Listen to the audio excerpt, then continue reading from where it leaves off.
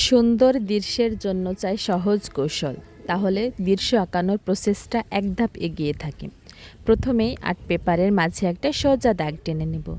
এই দাগ থেকে আমাদের আজকের দৃশ্যটা শুরু হবে। এই দাগের ওপরে আমরা প্রথমে দূরের গাছপালাটা এঁকে ফেলব। দেখো আমি ঢেউ কেটে ছোট্ট ছোট্ট করে দূরের গাছপালাগুলো এঁকে দিচ্ছি। এভাবে তোমরা প্রথমেই দূরের গাছপালাটা এঁকে নেবে।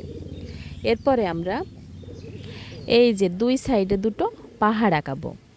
এখান থেকে ধরে ওপরের দিকে নিয়ে যাব এবং নিচ বরাবর নামিয়ে দেব। আবার ওইখান থেকে ধরে ওপরের দিকে নিয়ে গিয়ে নিচ বরাবর নামিয়ে দেব।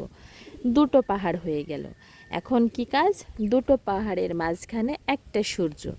অর্ধবৃত্ত করার পরে একটা ছোট এবং একটা বড় দাগ দিলে সূর্যের রশ্মি হয়ে যায়। আমাদের দুটো পাহাড়, সূর্য এবং দূরের গাছ আঁকানো সারা।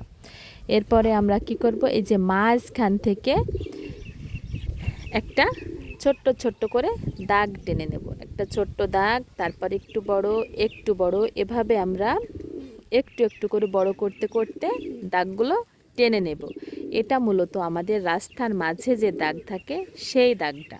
দেখো আমরা সম্পূর্ণ সূর্য সোজাসুজি বা দুই পাহাড়ের মাঝ সোজাসুজি দাগটা টেনে নিয়েছি। এরপরে এপাশে আমরা স্কেলটা বাঁকা করে একটা দাগ টেনে নেব। দেখো এরপরে এই পাশেও আমরা একইভাবে এরকমই একটা দাগ টেনে নেব।